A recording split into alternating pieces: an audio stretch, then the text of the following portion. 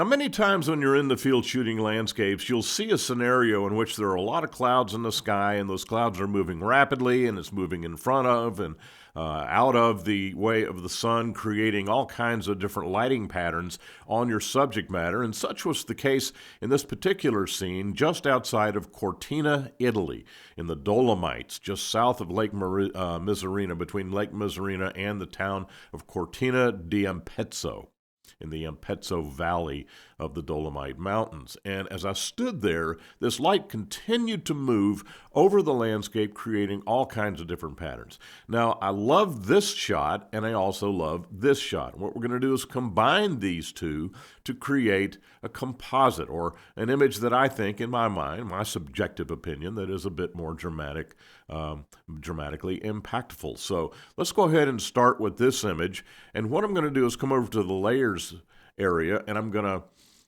right-click, or left-click rather, on the tab on this image. And you could also do it with this one. Let's go ahead and just do it with this one, just for the sake of conversation.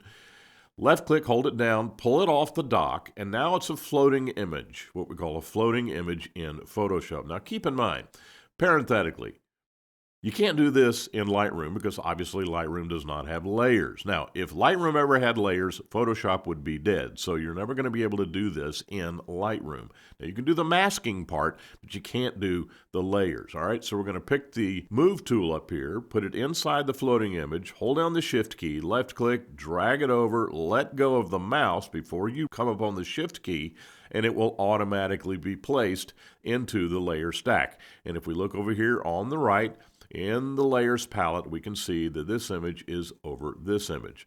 Now, however, what we want to do is click on the background image, hit Command-J to make a background copy, click on the top layer, and we're going to reposition it. We're simply going to drag it down between the two, and you can see there the result. Now, what I want to do is I like how the light shines across the mountain face here, okay?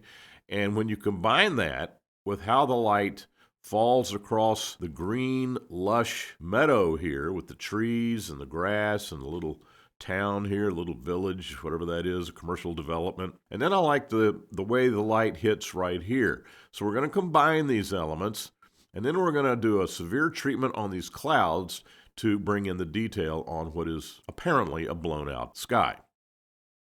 So let's go ahead and start, and I'm going to again, click on the background layer to make sure it's chosen. I'm going to put a mask over. I'm going to grab my brush, and I want 100% flow because I know I want everything. I don't want to gradually blend this in. That's not necessary in this particular case. I want to keep this area right here, so I'm going to start right here and just drag across and bring that in. Okay.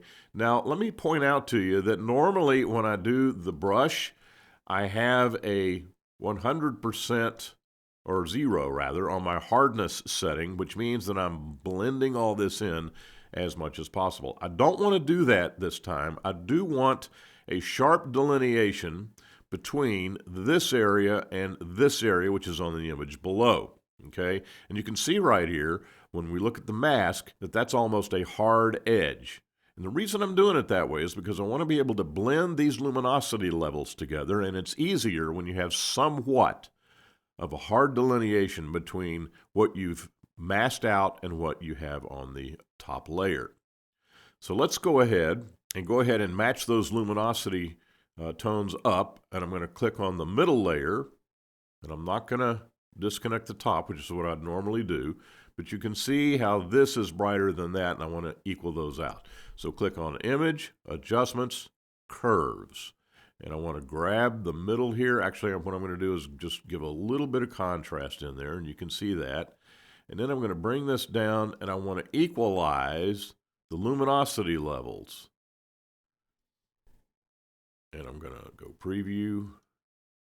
And that looks almost perfect. But I think that's going to be probably where we want to be right there. That's going to do it right about there. Go ahead and hit OK. And now I'm going to hold down the Shift key. I'm going to choose these two top layers, right-click, and I want to merge layers. Okay? And that's the step one. Now what I'm going to do is come down to the background layer, See how these are different? See how I've just added that sun across the mountains right there? Now what I'm going to do is click on the background layer, the resulting layer that combined the other two layers. Again, hit Command-J because I want to duplicate it. Now we're going to work on this blown out cloud, and I'm going to do that on the top layer. Now to do that, we're going to go up to Filter, Camera Raw Filter. We're going to go into Adobe Camera Raw. And I got to tell you, this is the only time I use Adobe Camera Raw is when we want to do these kinds of adjustments. And I'm going to come up to the Highlights slider, and I'm going to come down. And you can see how the detail up here is starting to come out. And I want to bring this down until we see as much detail come out of there as we can. Now I'm going to take the next luminosity level down, and I'm going to come down further, bring it down to about right there, and then here are the whites, and you can see how the detail is beginning to come back. In fact, you can come up to the histogram right here, and you can see where we are no longer blowing out the whites. In fact, I can probably bring this back up to about right there and be very, very safe. And I think what I'll do is take this, and I'm looking at the histogram, and go right there and take that back to where it was. So now we have detail up here, but it does still look kind of bland. So let's go down to the clarity slider and move this to the right, and look at that. We can see all kinds of detail coming back in that previously blown out area. Now I'll take that clarity slider and move it all the way to the right because that's what it needs. Next, I'm going to do an experiment with the dehaze slider, and I think that's going to finish it off for us. And indeed, it reintroduces the texture and the detail that was in those clouds to where I think that setting right there is going to be just about right. Go ahead and hit OK. And so now what I have is I have really over-processed in my foreground. I mean, that's just ugly. So what we're going to do is we're going to mask the top layer, come get the brush, again, 100% flow, 100% opacity, and we're just going to come in here and just completely bring in that lower layer. And you can see that as we sweep across, we restore the fine detail and the natural appearance of that foreground. Now, the mountains don't look all that bad, but they still look over-processed. So what I'm going to do is I'm going to back off on the flow way down to about, I don't know, 6%, somewhere in there. And now I do want to blend this in because I just want to give a little bit, and I think that's going to get it right there. And we're going to do some more adjustments on this blending right here. But for the moment, I think that's probably what's going to work best. Now what I'm going to do is, again, hold down the Shift key, click on the middle layer. I have the top two layers chosen, right-click, and I'm going to merge layers. Now, for a third time, we're going to duplicate the layer. And I'm going to choose the background layer, disconnect the top. What I want to do is darken this area right here, and maybe darken the mountains just ever so slightly. Now, I know they were dark before, but they were over-processed. There's a difference between being over-processed and being slightly dark, and that's what we're doing now, is we're just going to simply darken the appearance of the mountains and these little areas right here, these adjacent green areas. So again, come up to Image, Adjustments, Curves, and this time, let's just experiment here, and I think that works, but let's try and see what this looks like. Yeah, I like this a little better. A little added contrast. Go ahead and hit OK. Activate the top layer. Put on another mask. Now I'm going to reduce the size of the brush by hitting the left bracket key rather. And I have a flow of 6% and an opacity of 100%, which is just fine. And we're going to come in here and gradually blend this in. And so far, so good. It looks real good. So we can kind of match up the brightness and the contrast with this area here with this area back here. Okay, so let's bring this over. And then I also want to come across the mountains and just paint this in.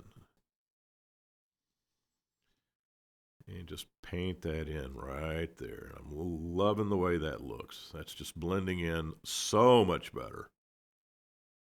Don't you think? Of course you do. All right, now I think it needs to go just a bit more.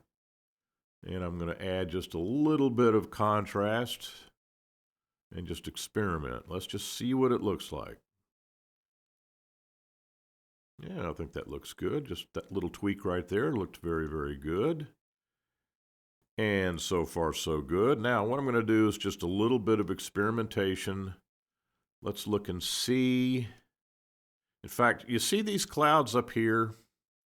I'm not really, these look fine, but these right here look a little bit over-processed. So let's do this. Let's, again, combine these two top layers. We've done this this will be the 4th time that we've merged layers, and that's okay. That's my process. That's how I do it. Now I'm going to leave this here. I'm not going to make a duplicate layer, and what I want to do is go to background and then make another background copy.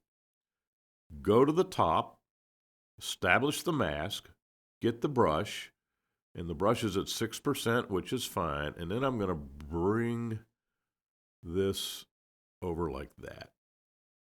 Now, the area below is brighter than the area above. I realize that. I'm going to make that correction in just a minute. In fact, I can probably come over here and do the same thing to this area.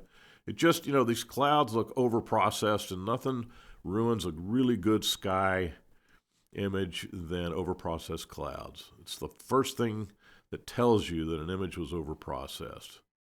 Okay, so now those clouds over here look a little more natural. I'm going to take this center layer, click on it, and I'm going to balance the luminosity levels between the two.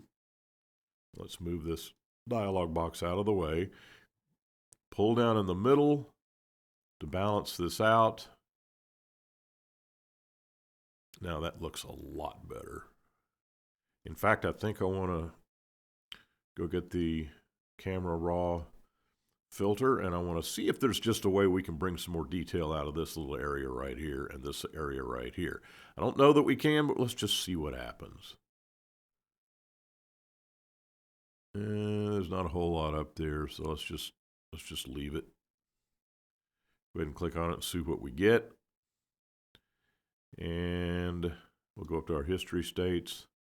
Before and after, and I don't think there's a hill of beans difference between the two, so we'll just go ahead and leave it the way it was. Sometimes you just do things, you get an idea and you say, well, maybe what's this going to look like? Well, now we know. So there we have pretty much a finished image, although I will say that this up here is a little bland. So again, for the 5th time, we're going to combine these two top layers. I'm going to hit Command-J to create another copy layer. And I'm going to come up here, and I want to boost the saturation just a bit, but not specifically the saturation slider. I'm going to boost the vibrance slider. Come up here and go to 50 on that. Okay, now that I've done the vibrance slider, let me look at before and after, and it didn't do a whole lot, so I'm going to bring up saturation. And then I'm also, when I finish that, I'm going to come up to Image, Adjustments, and Color Balance.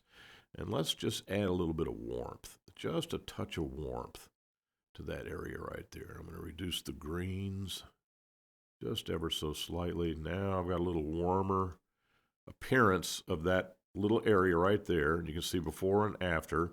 And I'm going to activate the top layer, establish a mask. I've got my brush. Flow of 6%. Now let's just blend this in.